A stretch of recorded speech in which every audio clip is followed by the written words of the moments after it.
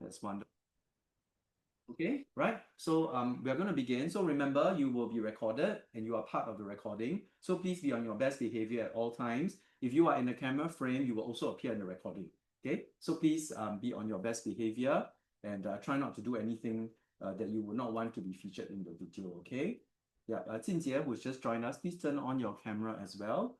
Okay, without further ado, let's get started. We're going to talk about the 12 different types of tenses today, but I'm not going to deal with all of them, okay? I'm just going to tell you some of the more common ones that we will use a lot in our writing. Okay, and then at the end of the day, if we have time, I will combine all these tenses into a paragraph of text so that we can see how these tenses are used in real life. Okay, so there are 8 out of the 12 that I'll be focusing on. Okay, they will cover the whole gamut of present, past, perfect, and continuous forms. Okay, and along the way, I'll explain to you why these names have been given to these tenses and how you can use them effectively in your writing so that you have varied sentence structures. Okay, not everything will be the same tense. Okay, so let's carry on. Okay, as I was saying, right, what is a verb tense, right? A verb tense is basically when a tense shows you the duration or the completion of an action, right? As you all know, verbs are actions, okay? And verbs always have a duration, right? When you start an action, there is always a duration and a completion, right? So a starting, a duration, and a completion. Can you all tell me what duration and completion mean?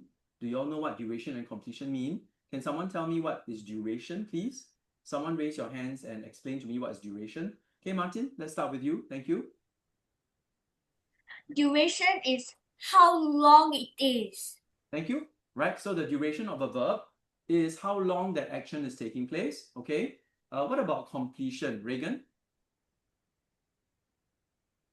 When something ends. Right, very good. Thank you. Completion refers to when the action that I'm describing in the verb ends, right? So duration and completion are what verb tenses will show you. In other words, verb tenses are very important because they tell you when an action starts, how long it lasts, and when it comes to an end. And in any story, it is very important that all of your actions come to an end. That's how you tie up loose ends and end the story. If there are actions still going on, your story cannot end, right? It's kind of like a film has to keep going until all the actions have ceased and the ending credits roll up the screen. Okay, next, right? We all know that there are 12 distinct tenses in English and they cover past, present, and future. For today, I am not going to cover future because future tenses are simply putting will or shall or may or might next to an existing verb. So I'm not going to cover future tenses today. I'm simply going to cover present and past forms of all these tenses. So we're not going to deal with all 12. We're just going to deal with 8. Okay? So that's why I talk about 8 and not 12 tenses. Okay, so we'll begin with the first tense, which is very tricky because it's very seldom used the way that you think it is. So the first one is the simple present tense form, right? And we've talked about this, but I'm adding something to it, okay? I talked about how simple present tense deals with facts and habits in class, right? Can you all remember Mr. Pang talking about that? Nod your heads if you can remember. Okay, I can see all your heads, huh? So please nod your heads if you can remember, okay? So I mentioned simple present tense deals with facts and habits, right? Now, there is an additional point here that was not in what I mentioned. Can anyone tell me what else in this slide simple present tense can be used for besides facts and habits that I did not mention in class? Raise your hands and tell me. It's on the slide actually. What is on the slide here that I did not mention in class when I mentioned simple present tense? I said facts and habits, right? Okay, so what is extra here? Okay, Jaden Ong, go ahead.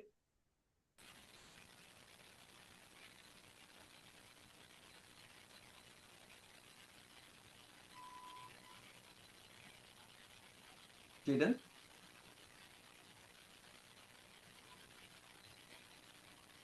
Jaden, are you saying anything? Can you say it again, please? Oh no, your mic is not working, okay? Please go and fix it. Can someone else please try besides Jaden? Okay, Dylan, go ahead. General truths. No, that's a fact, right? Isn't a fact the general truth? No, that's not it. Thank you very much. Adele? Forms. Sorry? Form. No, the form is the structure of the verb. It takes on the base form, right? Yeah, that's what a simple present tense looks like. But I'm asking you now, what is a simple present tense used for that is not mentioned by me in the class? I mentioned facts and habits, but there's a third use that's mentioned in this slide that I did not mention in class. It's right there. Can someone quickly get it? When Adele mentions form, you all realize that form is just the form that the verb takes, right? Okay, it's in the simple present tense form, okay? But that's not the usage. I'm asking you, how else can it be used? Reagan? Schedule events. Yep, thank you. Schedule events, right? So in addition to talking about facts or truths, I can also use simple present tense to talk about something that is scheduled. Do you all know what is scheduled? Do you know what is scheduled? Okay, Afifa, what is a schedule? Can you explain to me what is a schedule?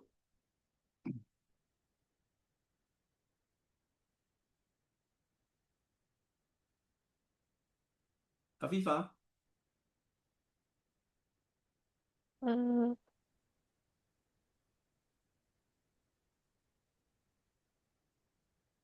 Time. A time, okay, a time that you set, all right? Someone else like to try? Janelle, go. Something that you planned already but it's not done yet. Okay, something you plan but has not yet been completed. So you schedule it, you put a time to it. It's something that's going to happen but has not yet happened. You intentionally plan for it. Very good. So when you schedule something, right, when in the story, someone schedules something, right? They will usually talk about it, right? So in dialogue, you will say something like, the train leaves at 5 p.m. tomorrow. Okay, so that will be your character talking about a scheduled event. So whenever you schedule something, right, you will use the simple present tense. So I recap again. Simple present tense is only used to describe facts or truth. It's only used to describe habits or routines, in other words, repetitive events. And it's only used to talk about scheduled events, things which you plan to do but have not yet done. Do you all understand simple present tense now? Okay, so it is only used for these three case scenarios. It is not used to talk about something happening right now. If I'm talking about something happening right now, it's happening as I am talking. What tense do I use for something happening right now? Anyone? Lishan?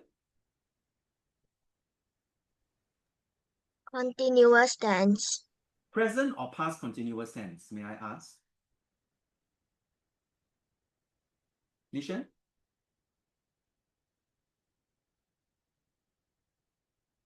Lishan? Present. Present, thank you, right? So present continuous tense describes something that is happening right this moment. I am speaking to you.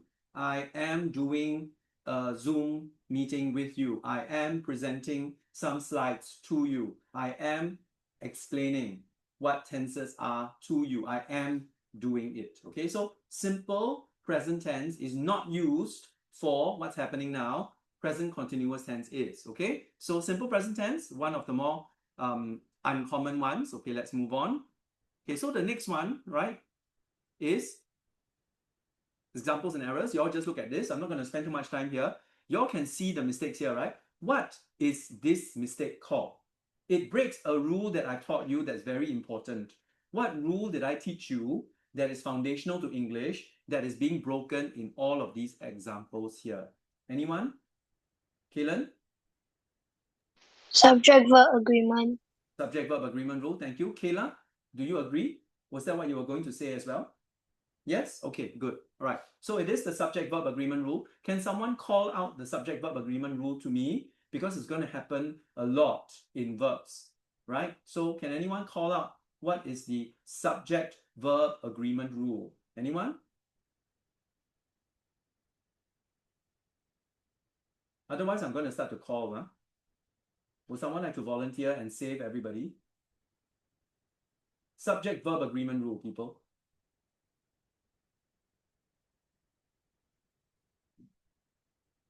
Okay, Aiden, Can you tell me what's the subject-verb agreement rule? Put S after verb. What puts S after the verb?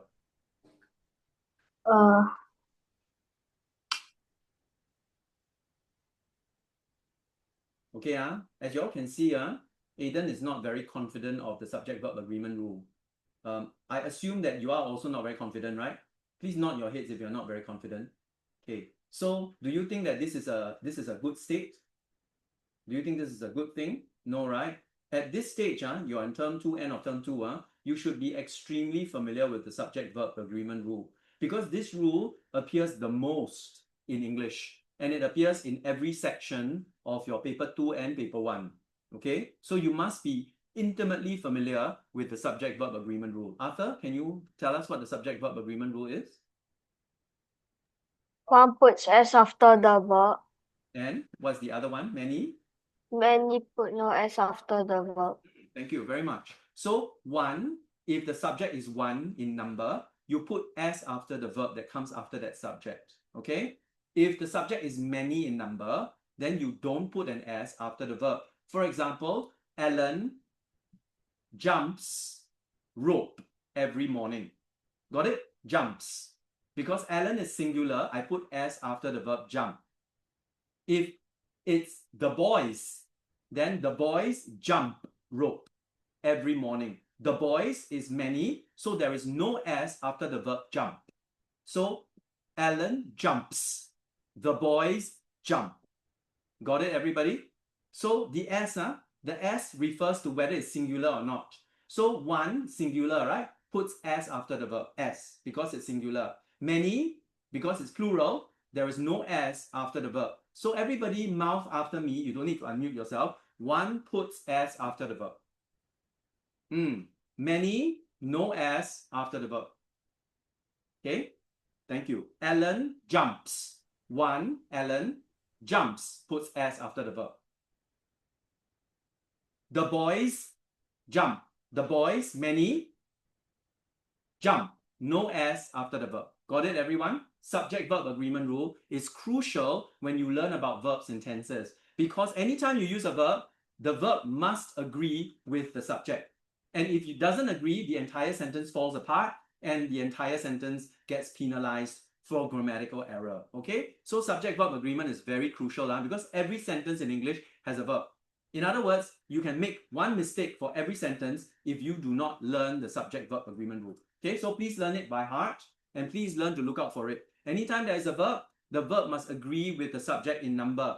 1 puts S after the verb, many, no S after the verb. All right? And that is how you actually remember to use this particular rule. So back to simple present tense, right? These are some of the errors. Let's move on. Okay. Next, present continuous. We've already talked about it. I already mentioned just now. It is used to refer to when actions are happening right now. Okay. And it is also used to refer to temporary situations. In other words, situations that are true right now, but which may change at any moment. Okay, for example, the sun is shining, which means that there may be dark clouds on the way, right?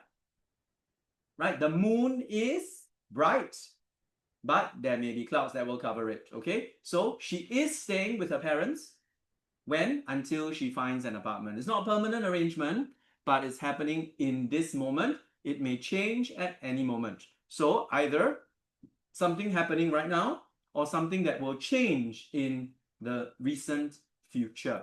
Okay, right? So that's the last point, changing situations. All right, so happening right now, true for now, but will change in the future. That's what present continuous tense refers to. Is everybody clear about present continuous tense?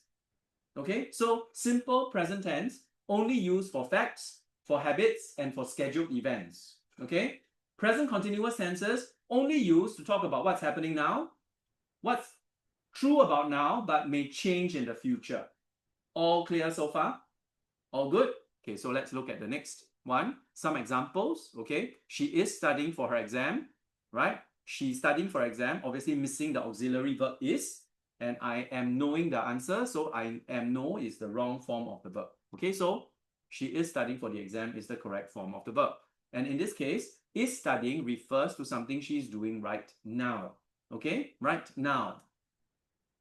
Next, simple past. This one very easy. I'm just going to breeze through, right? Basically, a simple past tense is just used to talk about something that happened in the past. I don't know when it happened. It just happened in the past. Okay, so no problems here. I'm going to skip this. Past continuous.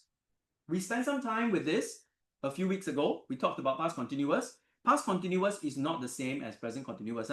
Present continuous is talking about an event happening now. Past continuous is different in that it talks about an ongoing past event in the past, meaning it's no longer happening now, but I'm describing something that happened over a period of time, duration, in the past, okay? And it also refers to some action that was interrupted by another action, okay? And we'll look at some examples later. So think of past continuous as an interruption tense, right? I was eating when the bell rang. I was singing when I heard someone scream. I was climbing the wall when a gust of wind blew me off. Okay, so something is happening in the past, then something else happens to interrupt it. So think of the past continuous tense as an interruption tense. Okay, so simple present tense is a fact, habit, schedule tense. Present continuous is a now tense, and past continuous is an interruption tense. Got it, everybody? All clear? So when I want something to interrupt something else, I will always use the past continuous tense, not present. Present continuous tense does not refer to an interruption. Only the past continuous tense does. Any questions so far? Okay, Kayla, go ahead. Can you give an example? Oh, sure. You're talking about past continuous tense, right? The interruption tense, right? Okay, right. So past continuous tense. I was singing in the bath when I slipped and fell. Got it, everybody? So what is the continuous action? Singing in the bath, right? I was singing in the bath. It was happening over a period of time. And then as it was happening, I suddenly slipped and fell. So the action that interrupted the continuous singing was the falling. Okay, so I was singing when I slipped and fell. So the interruption is what causes me to use the past continuous tense. Okay, I was singing when I slipped and fell. Notice also in past continuous tense, I usually use the word when because I'm talking about something else happening to interrupt it, right? So I was blank when blank, right? So I was jumping up and down on the bed when I fell off. Okay, so that could be an interruption. As I'm jumping, I lose my balance and I fall off. Okay, so that's an example. I hope that answers your question, Kayla. Right? So interruption. So again, I think today we just do 4 tenses. Okay, we just do 4 tenses. Then we stop here. Right? Then we'll do the other 4 the next time. We do part 2. Because you all look a little bit tired. Okay, so again, simple present tense, fact, habit, schedule. Present continuous tense, happening now or something is about to change. Simple past, it happened sometime in the past, not very important. Past continuous, interruption. Something was happening and then something interrupted it. All good so far? Okay, let's do 2 more, then we'll stop, okay? Right, so as I already mentioned, right, I'm not going to look at the errors. Okay. Okay, now present perfect. Okay, present perfect tense. Now present perfect tense, right, is a tricky tense to use. Okay, why? Because it deals with both the past and the present. Okay, it's not restricted to the present. So it connects the past to the present. What do I mean by that? It happened in the past and it moved on until now. So it started in the past, but then it just ended. It just ended right here almost in the present. Almost in the present. But actually it's in the recent past. So I have eaten my lunch. I have eaten. In other words, I started eating some time ago, but I just finished eating. Just only. In other words, recent past. Do you all understand? Good, huh? Yes, huh? In other words, right, present perfect, right, is not present tense. Huh? You understand? No? Yes, huh? I talked about this in the class, right? I reminded you all, huh? Tenses can be tricky. Huh? Present perfect is actually not a present tense at all. It's dealing with the recent past. Because when I say I have eaten, am I still eating? No. Have I stopped already? Yeah. When did I stop? Yeah, just only. Correct. Yeah, Yushan, thank you for vocalizing that. Okay. Yes, just only. Okay. And I appreciate what you are doing, because when you voice out after me, right, even though I can't hear you, I can see that you are participating. And that's good enough for me. Okay. Seriously, that's good enough for me. Right. Thank you very much. Okay. So just happened only, right? I have eaten. I have opened the parcel. Is the parcel still closed? No, it's already been opened. When was it opened? Just only. So there's a bracket, a hidden just. So when you say I have eaten, right, there's a hidden just. I have just eaten, right? I have bracket just eaten. Okay, so it refers to something which started in the past but has just finished now. Okay, it can also refer to your life experiences. That means, right, something happened in your life, right, but we don't know when it was. You just know that you have done it before. For example, if you make a statement like, I have climbed Mount Everest 3 times. Okay, now that is a statement of fact. Can you all hear it's a statement of fact? Okay, you can hear it, right? I'm making a statement of fact, right? I have climbed 100%. I have climbed 3 times, in fact. But is this a fact? It's not, huh? It's not a fact, huh? A fact is something that doesn't need you. For example, the sun rises in the morning and sets in the evening. Do you need me to make the sun rise? Must I power the sun in order to make it rise, or push it so that it can set? No, right? It doesn't require me. A statement of fact is a statement that is independent of the observer. That means me, I don't need to be there. It will still happen every day. Even after I die, the sun will still continue to rise. But a statement of experience requires you to have gone through it before. So in this case, right, I have climbed Mount Everest 3 times. Can I take myself out of this statement? Cannot, right? Because I'm the one that did it. I did it, me. So a statement of experience is not the same as a statement of fact. It's not simple present tense. It is present perfect tense. I have climbed Mount Everest before. Or I have climbed Mount Everest 3 times. Right? When do you climb? Don't know. But have you already climbed it? Yeah, okay. You've definitely climbed it. You could have climbed it 5 minutes ago. You could have climbed it 5 years ago. You could have climbed it 50 years ago. But you climbed it for sure. Got it, everyone? Right? So it's very important that when you are writing a story, right, you are able to use the correct tense in order to get to the correct communication of what is happening to your character. Okay, so 1, it just happened, just only. 2, is something that you have experienced before. We don't know when it is, but it's definitely true for you, not for the whole world, but only for you. Okay, and finally, this is the form it takes. I have, I has, or he has, or they have. Okay, I have eaten 5 hot dogs at one go before. I have finished an entire pizza from Domino's 3 times. I have seen the sunrise on Mount Kinabalu.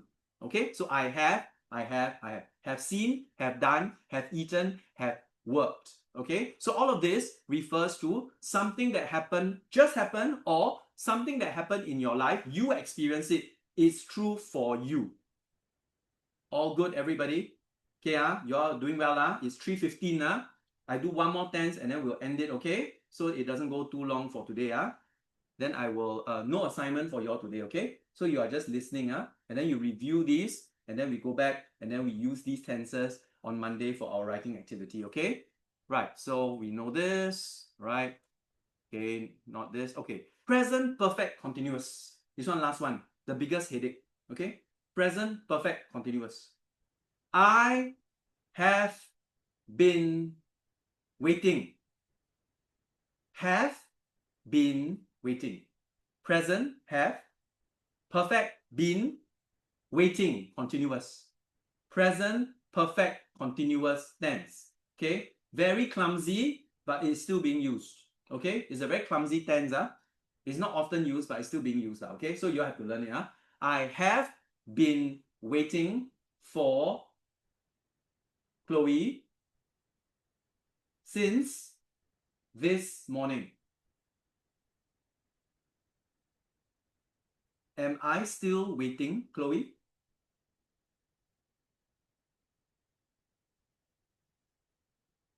Yes.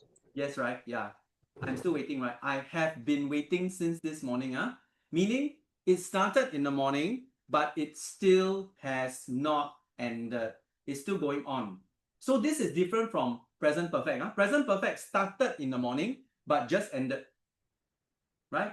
I have waited for you since this morning. That means I have waited. Now no more already. I stopped waiting. Okay? But I have been waiting tells me that I'm continuing to wait even right this moment. In other words, started in the past, continues now, and looks like it's going to go into the future as well. Okay, this is different from present continuous because present continuous is just about what's happening now. It's not related to what happened in the past. But this one, present perfect continuous, links the past to the present to the future. So this one is the biggest. The duration is the longest. Okay, started in the past, continues in the present, and moves on to the future. I have been waiting for you since this morning. Got it, everybody? All clear? All good? So present perfect continuous refers to any action your character is taking that started in the past, begins now or continues now, and has no end in sight. It's still going on. Okay, no completion. This one is the only verb in our set today that has no completion. Okay, there is no foreseeable completion. Okay, so all good, all clear, everybody. So duration, completion, different things. So past starting point, continued duration, and present relevance, meaning it's going to continue on or it may just stop. Okay, but we don't know, right? We don't know. There's no clear end in sight. Okay. Okay, so for example, the capybaras have been frolicking in the water since this morning. They have been frolicking. They are still frolicking. They will continue to frolic until they decide not to. Got it?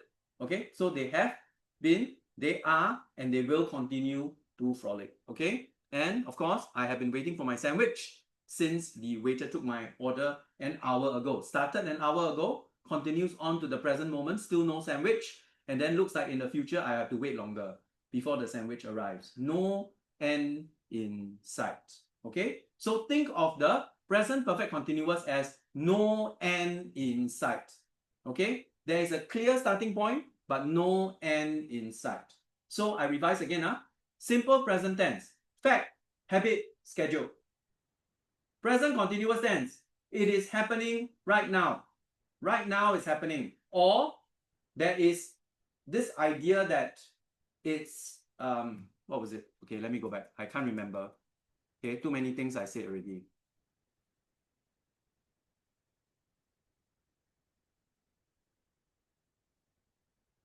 Yes. Okay, there we go. Present continuous, temporary situations, right? It's true now, but it will change in the future. Okay, then we talked about simple past. It's just something that happened in the past. Simple past is simple. Simple past is the only thing that's simple. Everything else is complicated. Okay. Then we talked about past continuous, how it is an interruption tense, right? Things are happening and then something interrupts it. I was eating when a book fell on my head. Okay, something like that. Okay. And then we have present perfect, which connects the past to the present and tells you that something has just ended. Okay, or refers to a life experience. So present perfect is a just ended or life experience tense.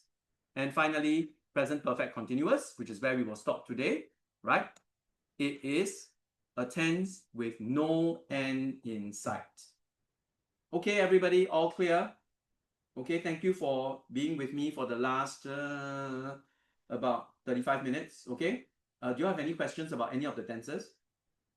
Okay, so on Monday, right, I will weave these 4 tenses together into a narrative paragraph to show you what I mean when I write in your WA, need to give me more varied sentence structures. Okay, how can I vary my sentence structures? One way is by using different tenses. Okay, so different tenses will build different sentence structures and make my story more interesting because I'm dealing with different time frames, different durations, and different completions. Okay, everybody? So today's bite-size section ends here. Next week, during maybe a Wednesday, I may do one more just to close the loop because today I feel like you all may be a bit tired, so I don't want to push beyond half an hour. We will stop here. We'll complete the other 4 tenses next week, and then we'll try to work that in to our own work as well. Okay, very good. Thank you, everybody. Any questions? Okay, if not, then that's all for today. I will send you the recording and the slides. There's no homework. Remember to vote tonight for your movie and your flavor. Okay, remember we talked about that in class, right? Okay, so log on to SLS later and do your voting. Okay, that's all. Thank you very much. Bye. Thank you, Mr. Pang. Bye-bye. Bye-bye. Goodbye, people. Bye. Good job. Bye, people. Bye, people. See you Bye, on Mr. Monday. Pang. Bye. Bye. Bye. Bye.